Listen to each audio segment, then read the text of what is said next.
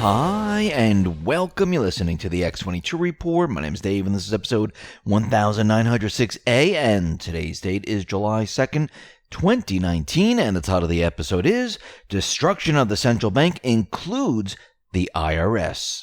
Now, before I get started, I wanted to show you this chart from Noble Gold. This is the S&P 500 going way back to 1996. And as you can see, since 2009, the stock market has been on a roll. But all rolls come to an end. So if you're relying on your IRA or 401k to see you through retirement, you may have a problem. You might want to speak to them about finding a place of safety for your money too. Call 877-646-5347 and get protected with gold or silver IRA today. Or get the free gold and silver guide below that will answer all of your questions. Just click the link below. Let's get into the economic collapse financial news. Now, each time Trump, the Patriots, they make a move, they chip away at the central bank, the globalists, and they're doing this every single day, every week, every month. Now, of course, they can't do this all at once. Just like the central bank, the deep state, they maneuver and position us in a certain way, and they do it over a period of time. Trump, the Patriots, they're doing this at an accelerated rate. And each time they pass new regulations or they remove the globalist trade deals or question the central bank, it is for a specific reason. This is not coincidence. Trump is just not saying this or tweeting it out. It is all on purpose. Now remember, he needs to stay in the White House so the Patriots can then push their next objective, and that is to get the central bank. Now, in order to do that, he is using the weapons of the central bank, the deep state. He's using it against them. He's doing this every single day. And the mainstream media is finding it very, very difficult to fight against this. It's almost impossible. Because what do you say? Everything looks great statistically. You really can't say that much. Yes, you can say, well, the earnings are not going to be that great. Well, you know what? Maybe the stock market will come down. But once again, they can only say that. They can't make it happen. Trump and the Patriots, they're in control. And Trump is continually pushing the agenda, making sure that everyone knows that he is responsible for the economy. Now, there are a lot of people out there saying, well, he shouldn't do this because if the market falls, he's going to be responsible. If this happens, he's going to be responsible. Remember what he's already set up. He set up the central bank, the Fed, to take the fall. If the central bank doesn't do what he says to do, and the system comes down, they will take the fall. Now, let's say the market just falls by itself right now. He's going to turn to the central bank and he's going to say, listen, I told you to cut rates. You didn't. Look what happened to the stock market. Again, it is your fault. He has completely boxed in the central bank system. This is done on purpose. And he's continually tweeting out, letting everyone know how great the economy is. He tweeted out, the economy is the best it has ever been. Even much of the fake news is giving me credit for that, letting everyone know that the mainstream media is now acknowledging that he has a really good economy and he is responsible for it. Now, think about this for a second. Does he really have a great economy? Statistically, yes. What is the mainstream media? What do they look at? They look at the statistics. What is the stock market doing? What's unemployment doing? What does the GDP numbers look like? Remember, they use that to brainwash the people to thinking that is the economy. And Trump knows this. The Patriots know this. Remember, there are two economies happening at the same time right now. We have the central bank economy that's imploding, and we have the new economy that is being created for the people. Now, as we can see, Trump has gotten rid of many of the globalist deals. Trump is pushing his agenda to chip away at regulations, taxes, and you name it. He still has individuals that he needs to put on the board of the Federal Reserve. Remember what Q has told us, that gold is going to destroy the Fed. It will be restructured. Along with that comes the IRS. Now, Trump just signed the taxpayer first bill Monday to protect people's assets from being seized by the IRS, which the government agency does even without charging taxpayers with a crime.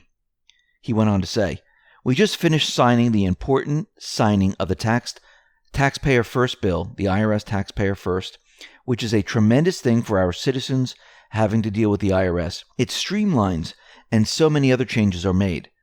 That was just done and signed. It's been made into law. So we're all set on that." Now, why did he do this? This is the beginning stages where he's going to chip away at the IRS a little bit at a time. I just want to go back a little bit in history and talk about the IRS.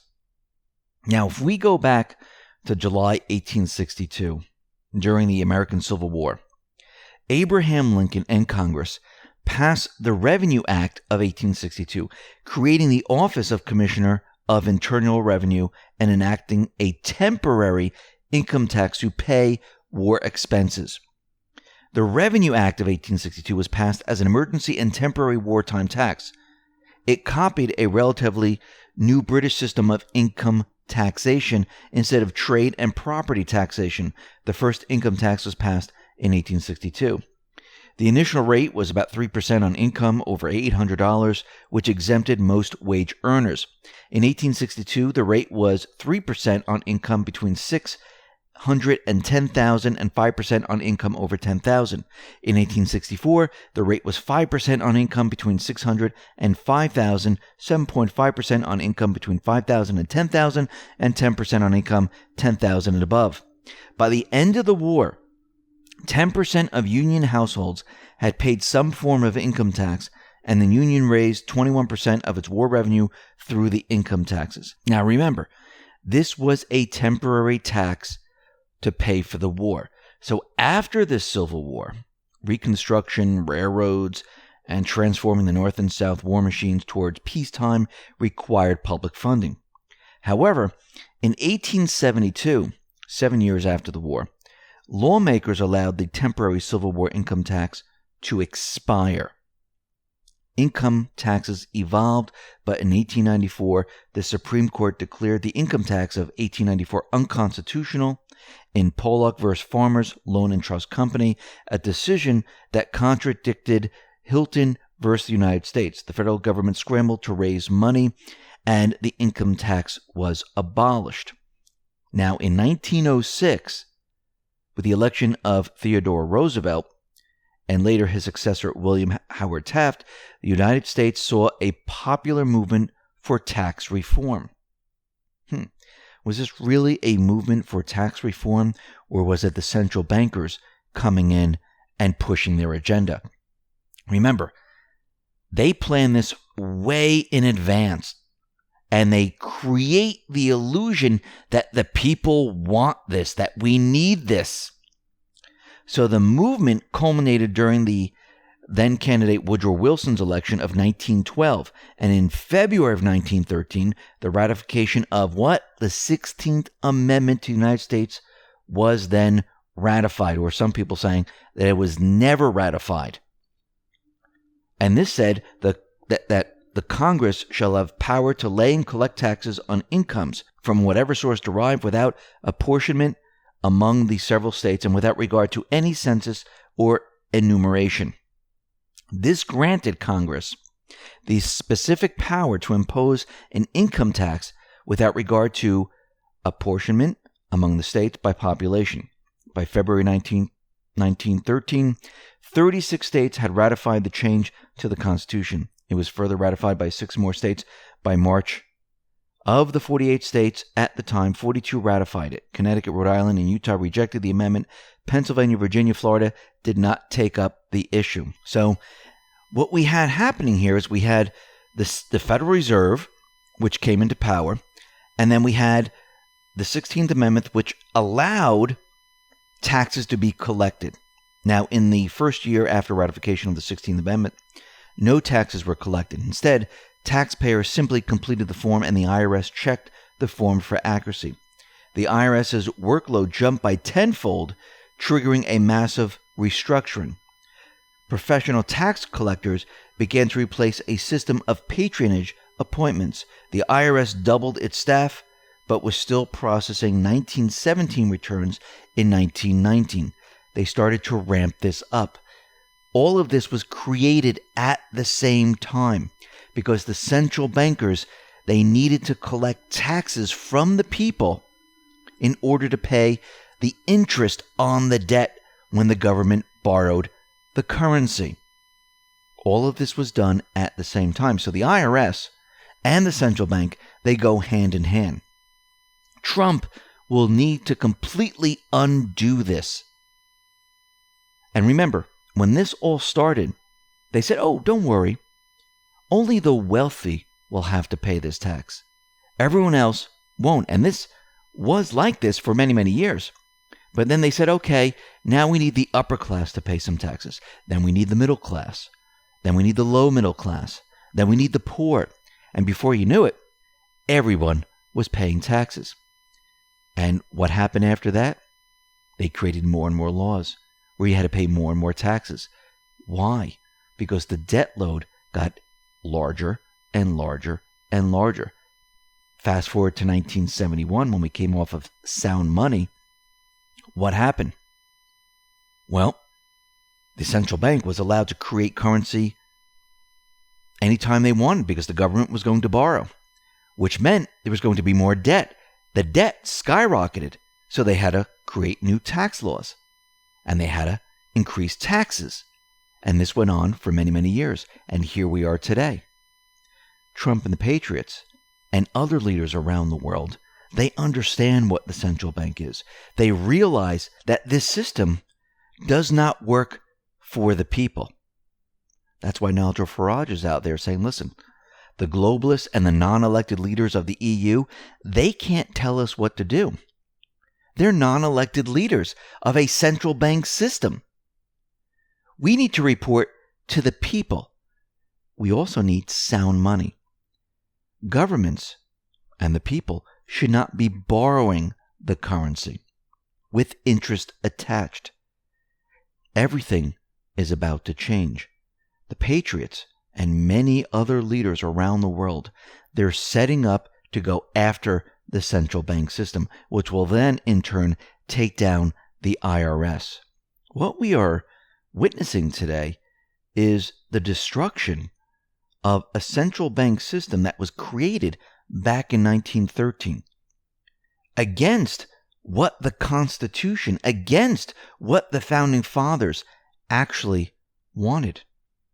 They knew that this was going to happen. They knew that a central bank would try to weasel their way into the United States and then, of course, the world. Why do you think we had a Central Bank 1 and Central Bank 2? Why do you think those were removed? This is going to be the third one that's going to be removed. And if you go back further in history and you look at England, you see the central bank there. You look at Spain, France, and the rest. It is now time to wake the people up. It is now time to show the people the true reality of what we've been living through. Everything that we've been taught, everything that we know about the economy, it's about to change. Everything we knew about debt, the way the central bank operates, is about to change. And it's going to change in a good way, where it's going to benefit the people. This is all part of the plan, and we're headed in that direction. Listen, everyone, thanks a lot for listening. Be well, be safe, and especially be prepared. Thanks a lot.